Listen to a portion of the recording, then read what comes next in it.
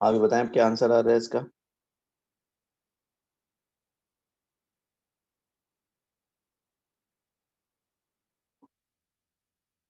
हाँ भी मुदस्सिर बताओ उसका क्या आंसर आया है तुम्हारा इसका, क्वेश्चन नंबर 1 का।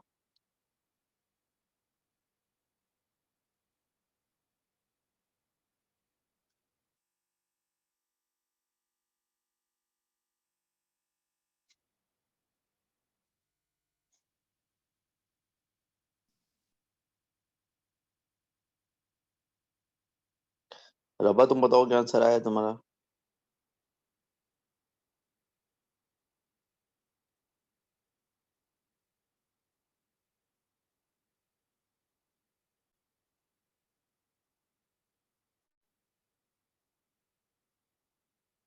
तस्मीर,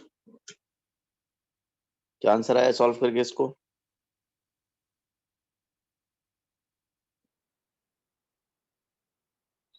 सर सॉल्व कर रहा हूँ। कर रहे हो, अच्छा। तो जल्दी करो फटाफट। फायका तुम्हारा कोई आंसर आया है इसका।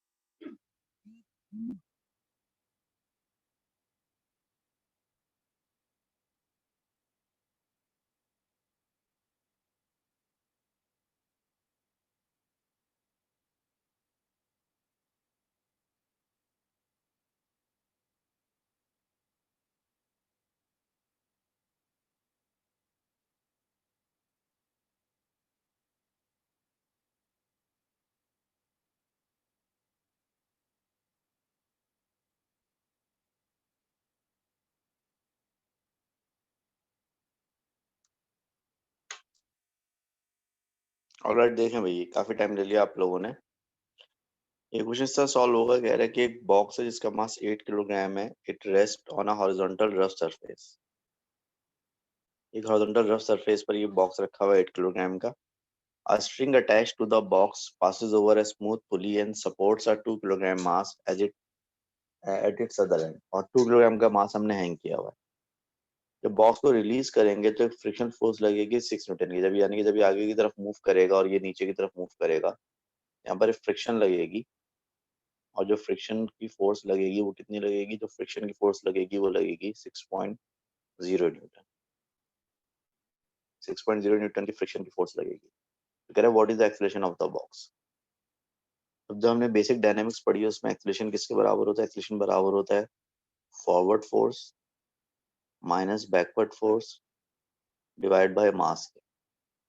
ठीक है, एक्सीलरेशन होता है वो बराबर होता है forward force minus backward force. इस पूरे डायग्राम में फॉरवर्ड फोर्स क्या है, इसका वेट। 2 किलोग्राम वाले ऑब्जेक्ट का जो वेट है ना पूरे सिस्टम को आगे की तरफ मूव कर रहा है। तो इसका जो फॉरवर्ड फोर्स मतलब वेट हो जाएगा, वेट कितना होगा 2 × 9.8, ये वेट हो गया। और बैकवर्ड फोर्स जो फ्रिक्शन है, फ्रिक्शन कितनी है 6.0। मास जो लेंगे हम इस 2 किलोग्राम और प्लस 8 किलोग्राम दोनों को ऐड करके लेंगे, क्योंकि टोटल पूरा सिस्टम मूव कर रहा है ना इस फॉरवर्ड फोर्स की वजह से। तो मास आपका बनेगा 10 किलोग्राम। अब ये हो जाएगा 19.6 माइनस 6.0 डिवाइड बाई 10, यानी हो जाएगा 1.36 divide by 10, 13.6 divide by 10 sorry, हो जाएगा 13.6 डिवाइड बाई 10 और 1.36 और 1.4। the acceleration will be 1.4 metre पर सेकेंड स्क्वायर। ठीक है, ये आंसर हो जाएगा इसका। क्वेश्चन नंबर 2 सॉल्व करें। क्वेश्चन नंबर 2 सॉल्व करें जरा जल्दी से।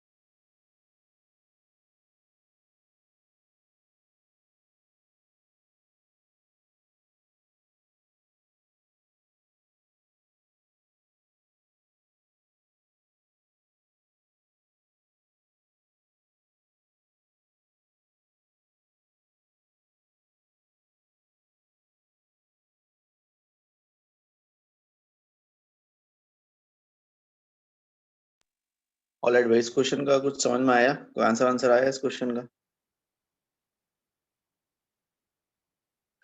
क्वेश्चन नंबर 2 समझ में आया कुछ?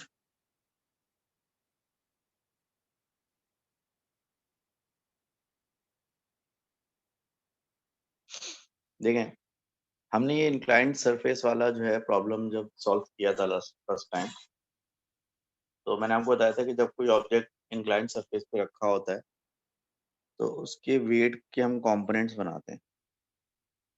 उसके वेट के हम कंपोनेंट बनाते हैं। मिसाल तो ये इसका वेट है वर्टिकली डाउनवर्ड, तो उसका एक कंपोनेंट ये बनेगा, एक कंपोनेंट बनेगा W cos थीटा। और एक कॉम्पोनेंट ये बनता है इसका इधर, और ये कॉम्पोनेंट क्या बनता है, डब्ल्यू साइन थीटा बनता है। ठीक है, और यहाँ पर आपके नॉर्मल कॉन्टैक्ट फोर्स होती है आर। तो नॉर्मल कॉन्टैक्ट फोर्स आर जो होती है और जो डब्ल्यू कॉस थीटा होता है, ये एक दूसरे को बैलेंस कर देते हैं, एक दूसरे के इक्वल एंड ऑपोजिट होते हैं। अब जब ये नीचे की तरफ मूव करेगा तो एक्सलेशन जो होता है कैसे निकलता है, एक्सलेशन आपको निकलता है forward force minus backward force divide by mass के। सॉइल डायग्राम में जो हमारी फॉरवर्ड फोर्स है वो क्या है, वो है W sine theta. Backward force हमारी फ्रिक्शन है एफ अपॉन मास। मास को इधर ले जाएं तो एम ए बराबर होगा किसके, डब्ल्यू होता है M G sine theta minus F के। हमें एफ चाहिए, तो एफ को सब्जेक्ट बनाए तो एफ बराबर होगा M G sine theta minus M A के। और यहाँ से आप एम कॉमन लेंगे तो हो जाएगा जी साइन थीटा माइनस ए। तो एफ बराबर होगा, एम आपने कॉमन लिया, जी साइन थीटा माइनस ए। तो आंसर क्या हो जाएगा भाई, इसका आंसर हो जाएगा सी।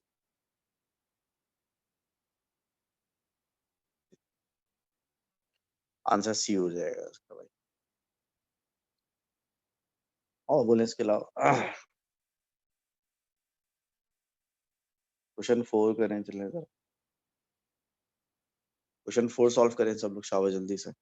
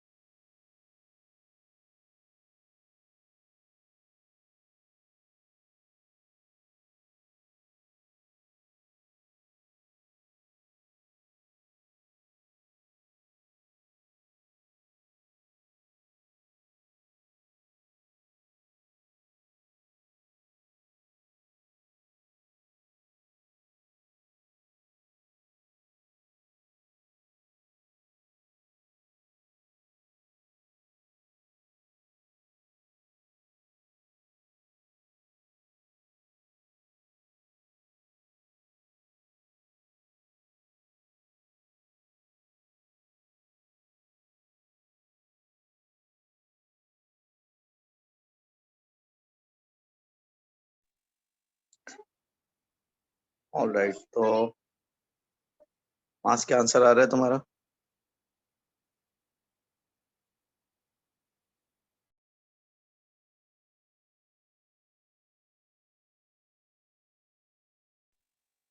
आंसर बताओ क्या आ रहा है? सर डी आ रहा है 6 मीटर पर सेकेंड। ठीक है, देखिए ये जो इन्होंने दो फोर्सेस बनाई हुई ना, इनके कंपोनेंट बनाने पड़ेंगे आपको पहले। ठीक है, दो फोर्सेस जो है ना, इनके कंपोनेंट्स बनाने पड़ेंगे पहले आपको। पहले देखें, ये एंगल भी इन्होंने इस तरह से दिए हुए कि एंगल उन्होंने वाई एक्सिस से दिए हुए, तो आपको एंगल पहले एक्स एक्सिस से ले लें ताकि आपको आसानी रहे। 90 माइनस 53 करेंगे तो बचेगा 37, और 90 माइनस 37 करेंगे तो बचेगा 53। ठीक है, तो जो राइट वाली फोर्स है ये 3 न्यूटन है, उसका ये कंपोनेंट जो बनेगा वो बनेगा 3 cos 37 डिग्री बनेगा, और ये वाला जो कंपोनेंट बनेगा इसका बनेगा 3 sin 37 डिग्री बनेगा। इस वाली फोर्स का जो ये कंपोनेंट है ये बनेगा 4 cos 53 डिग्री बनेगा, और ये वाला कंपोनेंट जो बनेगा बनेगा 4 sin 53 बनेगा। ठीक है, अब देखें राइट वाली फोर्स और लेफ्ट वाली फोर्स को बैलेंस कर देगी।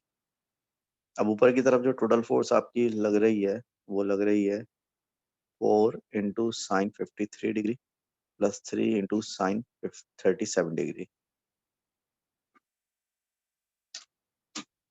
और नीचे की तरफ जो टोटल फोर्स लग रही है वो लग रही है 12 न्यूटन। अब जो ऊपर वाली फोर्स है आप ये दोनों ऐड करेंगे तो तकरीबन ये कोई 4.99 करके शायद आएगा कुछ।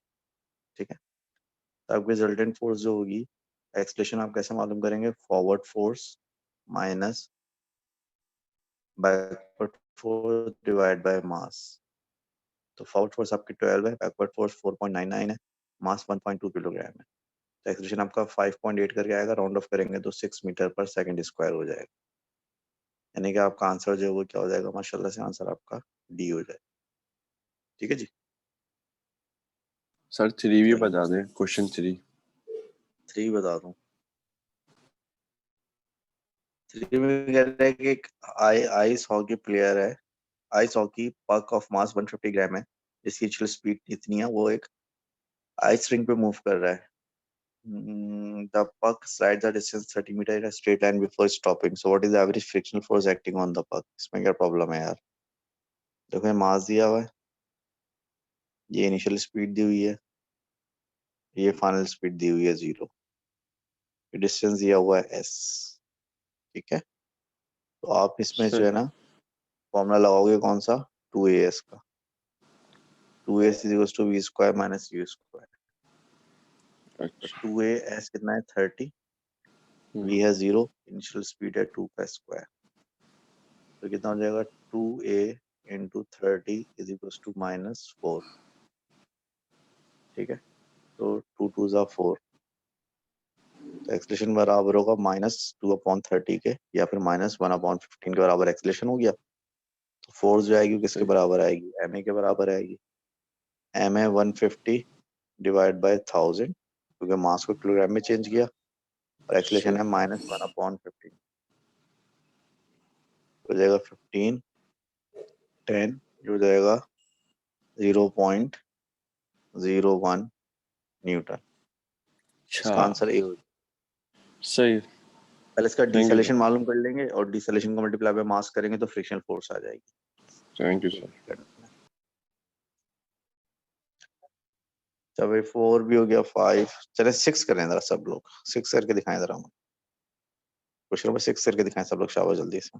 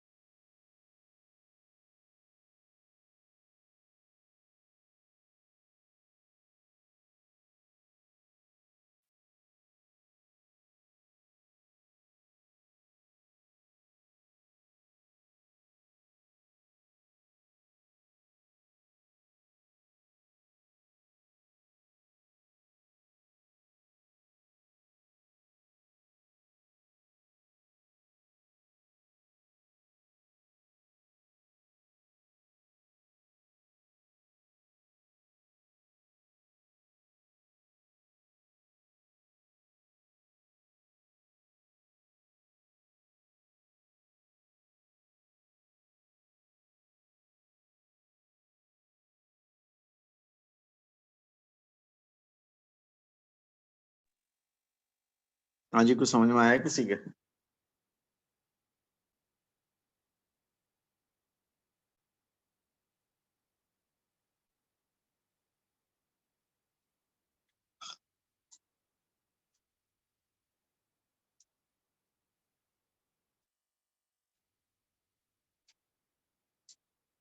लेकिन कह रहे हैं कि एक कार है, उसका मास जो है वो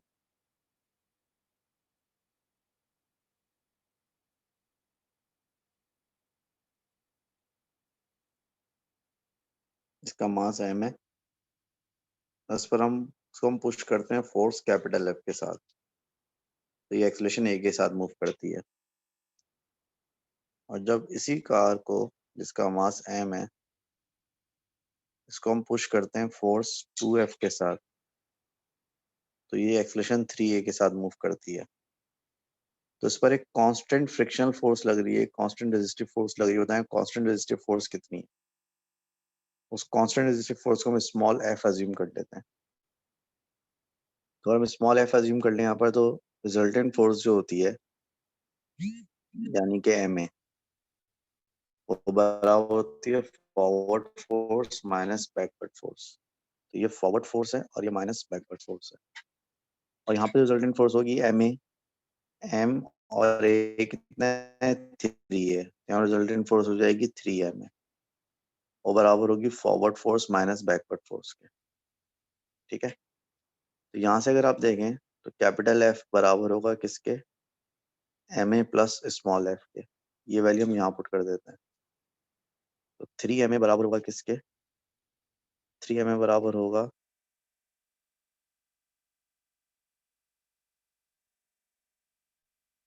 3ma बराबर होगा 2, f की जगह क्या लिखेंगे?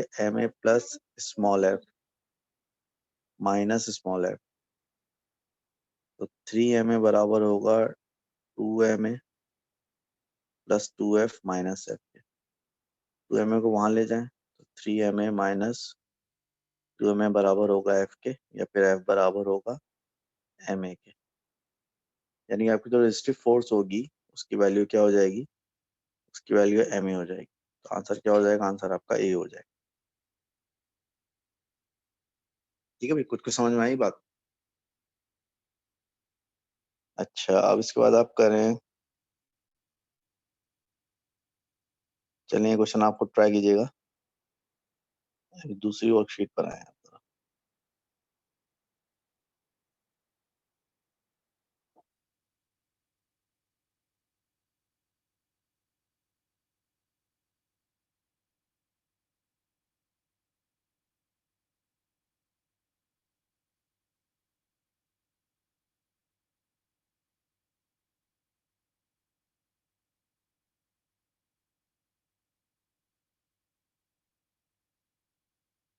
नाइन में कोई खास क्वेश्चन तो नजर नहीं आ रहा मुझे।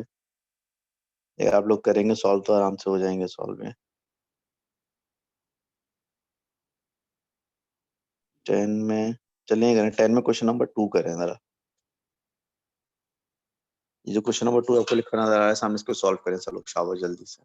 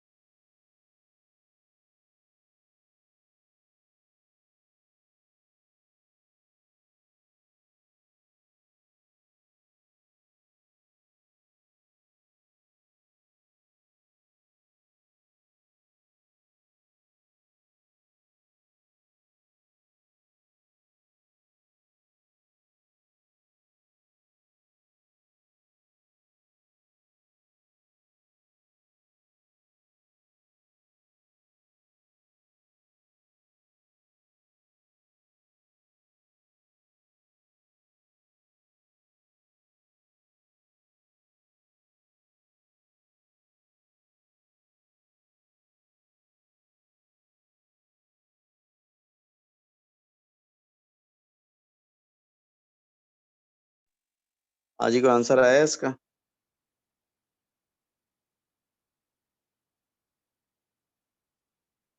अभी किसी का आंसर आया है इस क्वेश्चन का?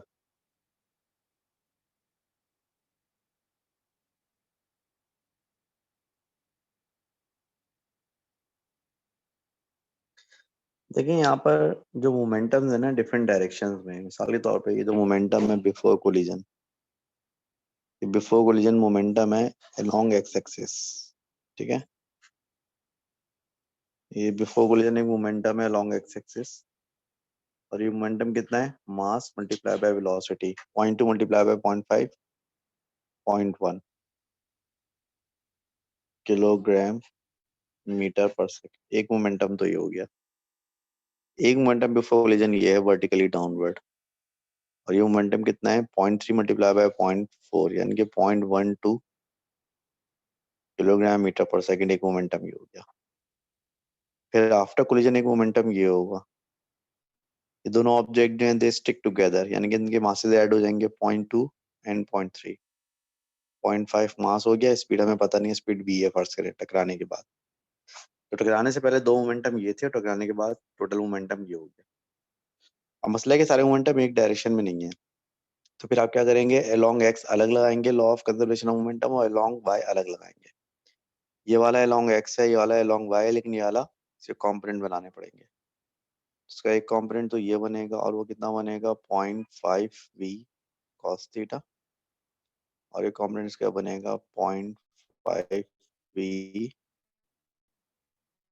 sin theta.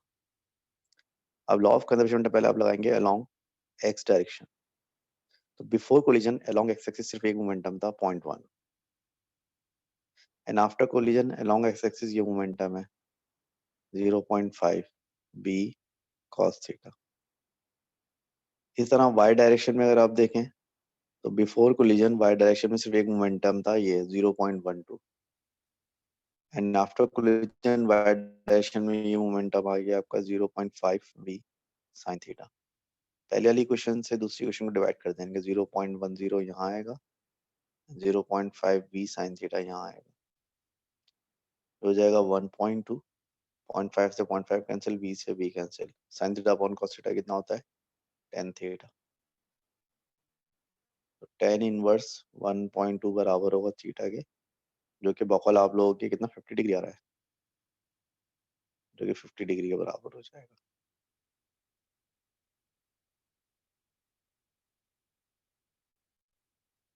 आंसर आपका सी हो जाएगा भाई, माशाल्लाह से।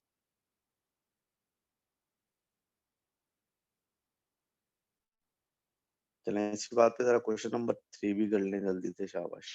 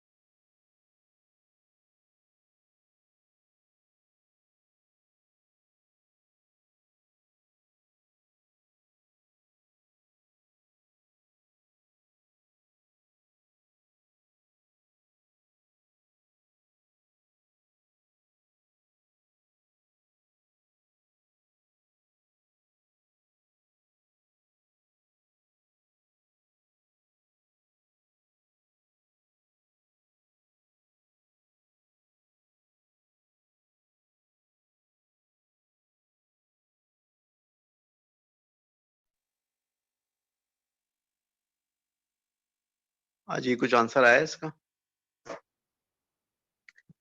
ये आंसर आ रहा है यस सर, इसका। A answer. देखिए ये जो बुलेट है ये स्टेशनरी क्ले ब्लॉक से टकराएगी और क्ले ब्लॉक ऊपर की तरफ उठेगा। तो पूछ रहे हैं कि how high above it's initial position the block will rise, कितना ऊपर जाएगा ब्लॉक, ये मालूम है आपको। ठीक है,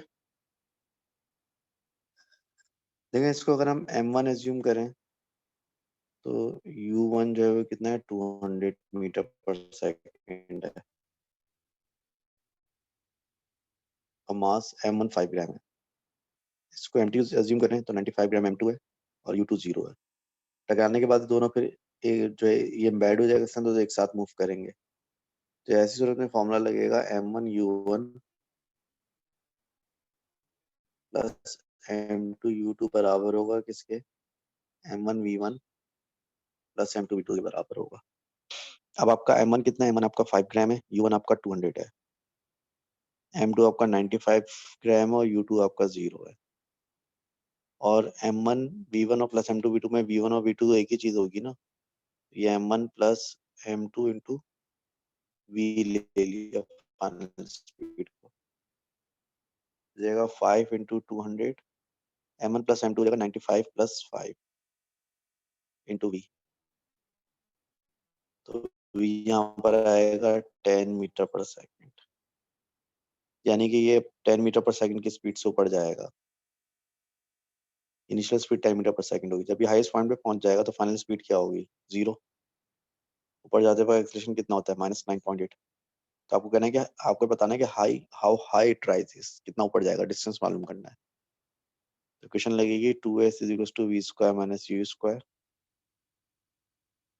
2 इंटू -9.8 इंटू s बराबर है 0 स्क्वायर माइनस 10 का स्क्वायर, तो s बराबर होगा -100 डिवाइड बाय -19.6, 5.1 आंसर आ जाएगा और आपका ऑप्शन हो जाएगा A। ठीक है जी, जैसे कि that is all for today. बाकी ये कि आप लोग प्रैक्टिस करते रहें असाइनमेंट्स की, प्रैक्टिस एक्सरसाइजेस की, वर्कशीट्स की। मजीद कोई क्वेरी आप लोग मुझे व्हाट्सएप कर सकते हैं। कल से तो आपको प्रिपरेशन लीव मिलेगी मेरे ख्याल से, तो कल से तो हमारी रेगुलर क्लास नहीं होगी, हमारी क्लास मिड टर्म के बाद ही होगी। तो आप लोग जो है वो प्रिपरेशन करें इसके लिए, मिड टर्म के लिए प्रैक्टिस करें। कोई भी क्वेरी है तो जो हमारा व्हाट्सएप वाला ग्रुप है ना, जिसमें हमने जो अपना ग्रुप बनाया हुआ है उस पर शेयर करें। तो कॉलेज वाले ग्रुप पे तो ऑफिशियल मैसेजेस वगैरह आते रहते हैं ना, तो मिक्सअप हो जाते हैं सब वो। तो कोई भी क्वेरी है उस ग्रुप पे शेयर करें। मोस्ट प्रोबेबली आप में से कोई समझदार इंसान उसका जवाब दे देगा, नहीं दे पाएगा तो फिर ज़ाहिर है मैं तो देखता रहता हूँ ग्रुप को, फिर मैं जो है उसका आंसर दूंगा आपको। ठीक है, तो best of luck for your mid term exam. बाकी है कि आपकी जो चैप्टर 2 की रिवीजन क्लास चल रही थी वो कल भी होगी, कल इंशाल्लाह रात में कोई 8-9 बजे होगी, मैं टाइम आपको कंफर्म कर दूंगा। ठीक है, चलो ओके, थैंक यू।